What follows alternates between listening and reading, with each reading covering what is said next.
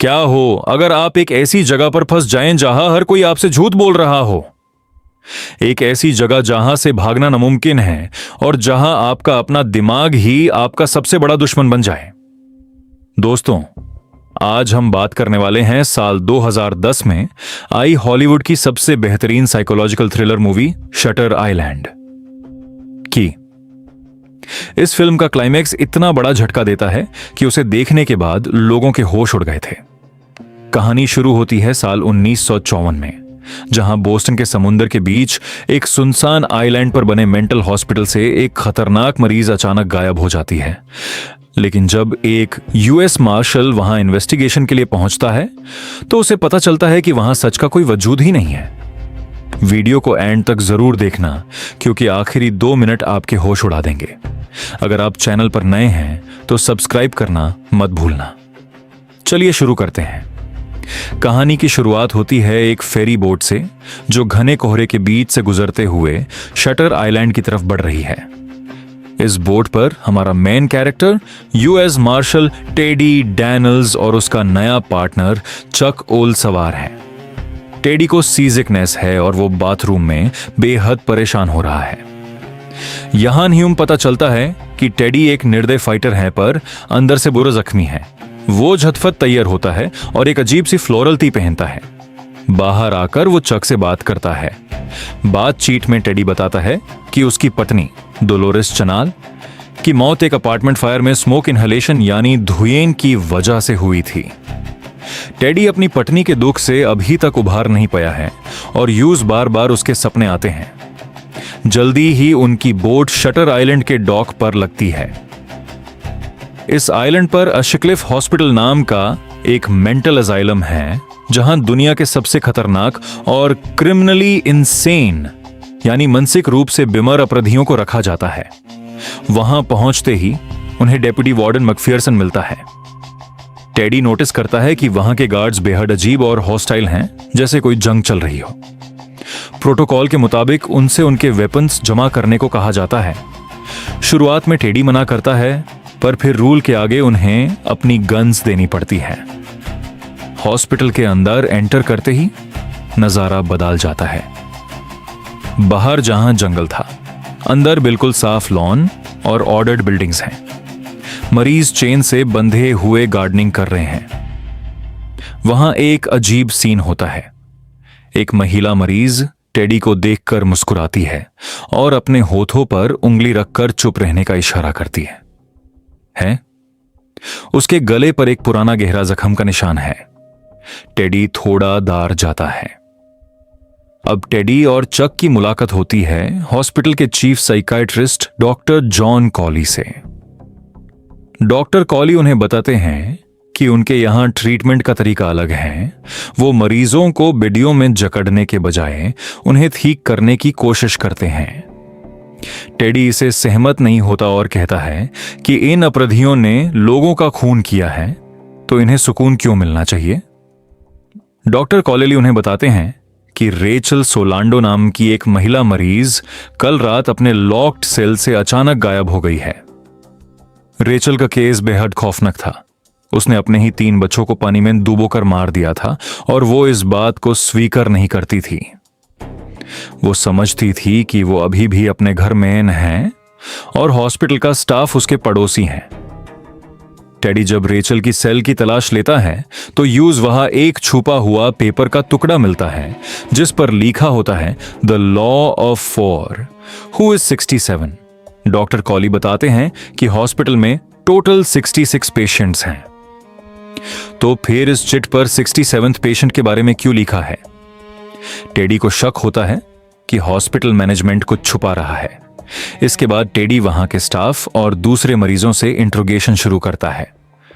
पूछताछ के दौरान एक महिला मरीज छुपके से टेडी की नोटबुक में लिख देती है, रन यानी भाग जाओ।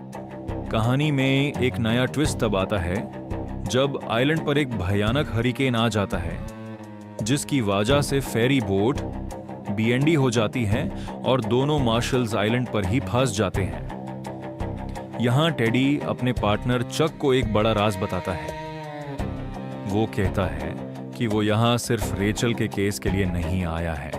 दरअसल जिस आदमी ने उसके घर में आग लगाई थी और उसकी पत्नी डोलोरेस को मारा था, उसका नाम एंड्रयू लैडिस है। टेडी को खबर मिली थी कि एंड्रयू लैडिस इसी शटर आइलैंड के वार्ड सी में एक मरीज के रूप में बंद है, और वो यहां उससे अपना बदला लेने आया है।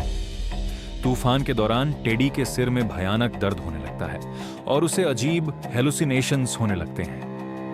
उसे सपने में अपनी पत्नी डोलोरेस दिखाती है जो आग में जल रही है और उसे वार्निंग देती है कि एंड्रयू लैडिस इसी आइलैंड पर है और उसे ढूंढो। साथ ही टेडी को अपने वर्ल्ड वॉर के दिनों के फ्लैशबैक्स आते हैं, जब वो डाचाओ कंसेंट्रेशन कैंप को आजाद करने गया था और वहां उसने हजारों लाशों को देखा था। डॉक्टर कॉली टेडी को दर्द मिटाने के लिए कुछ पिल्स देते हैं। टेडी हॉस्पिटल के सबसे रिस्ट्रिक्टेड एरिया वार्ड सी में छुपके से एंटर करता है। वहां उसे एक मरीज मिलता है जो उसे बताता है कि यह हॉस्पिटल असल में एक लैब है जहां मरीजों पर अजीब गवर्नमेंट एक्सपेरिमेंट्स किए जा रहे हैं और उनका ब्रेन वॉश किया जा रहा है। वो टेडी को कहता है कि उसके पार्टनर चौक पर भरोसा मत करना, वो भी उनका ही आदमी हो सकता है। टेडी को लगता है कि सारे अजीब एक्सपेरिमेंट्स आइलैंड के कोने में बाने लाइट हाउस के अंदर हो रहे हैं।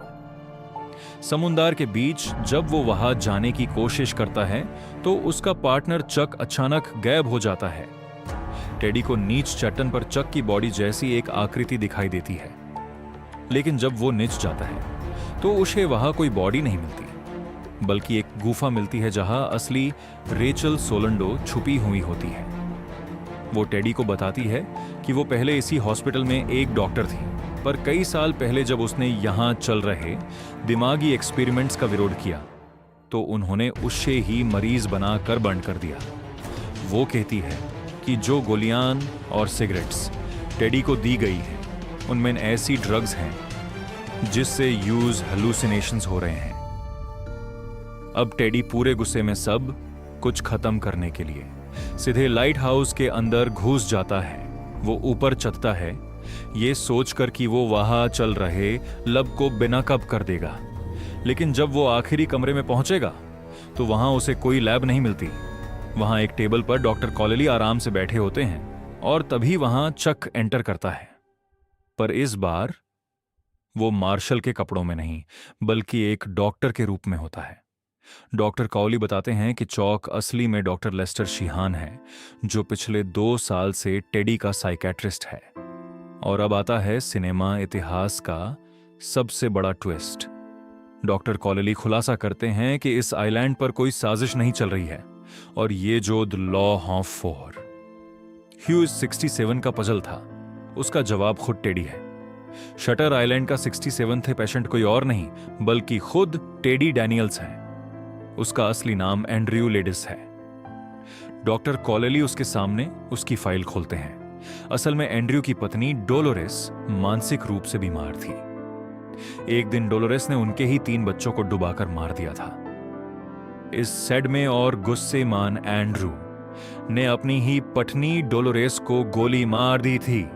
इस खौफनाक सच को एंड्रू का दिमाग झेल नहीं पाया और उसने अपने अंदर एक नई फेक आइडेंटिटी बना ली, यूएस मार्शल टेडी डेनियल्स की, जो अपनी पत्नी के कातिल एंड्रू लैडिस को ढूंढ रहा है डॉक्टर। कॉली बताते हैं कि ये पूरा मार्शल वाला ड्रामा उन्होंने खुद डिजाइन किया है ताकि एंड्रू को उसकी फैंटेसी जीने दी जाए और आखिरी में यूं सच का सामना कराया जा सके ताकि उसका मानसिक इलाज बिना ऑपरेशन के हो सके। अगर ये एक्सपेरिमेंट फेल हुआ तो एंड्रू का रेडिकल ब्रेन ऑपरेशन करना पड़ेगा। एंड्रू को सब कुछ याद आ जाता है। वो रोता है और स्वीकार करता है कि वही एंड्रयू लैडिस है और उसने ही अपनी पत्नी को मारा था। अगली सुबह एंड्रयू हॉस्पिटल की सीढ़ियों पर बैठा होता है। उसका डॉक्टर यानी चक उसके पास आता है और पूछता है कि वो कैसा महसूस कर रहा है। एंड्रू फिर से उसे पार्टनर कहता है और मार्शल की तरह बात करने लगता है जैसे वो फिर से अपनी पुरानी इमेजिनरी दुनिया में लौट गया हो। डॉक्टर शीहान डॉक्टर कॉली को इशारा कर देता है कि एक्सपेरिमेंट फेल हो गया है और एंड्रयू का ऑपरेशन करना पड़ेगा, लेकिन ऑपरेशन के लिए गार्ड्स के साथ जाने से पहले एंड्रयू डॉक्टर शीहान से एक ऐसी बात कहता है जो पूरी मूवी का सबसे गहरा डायलॉग है, which would be worse to live as a monster और to die as a good man. यानी क्या बुरा है, एक राक्षस की तरह जीना या एक अच्छे इंसान की तरह मर जाना? इसका मतलब यह था कि एंड्रू का दिमाग बिल्कुल ठीक हो चुका था, पर वो उस दर्दनाक सच के साथ एक मॉन्स्टर बनकर नहीं जीना चाहता था। इसीलिए उसने जानबूझकर पागल होने का नाटक किया ताकि उसका ऑपरेशन हो जाए और उसे इस दर्द से हमेशा के लिए मुक्ति मिल सके। तो दोस्तों, ये था शटर आइलैंड का दिमाग घुमाने वाला रिकैप। एंड्रू ने आखिरी में जो किया, क्या वो सही था? आपको क्या लगता है? कमेंट करके जरूर बताएं। वीडियो अच्छी लगी हो तो लाइक करें और ऐसी ही बेहतरीन मूवी एक्सप्लेनेशंस के लिए चैनल को सब्सक्राइब करें।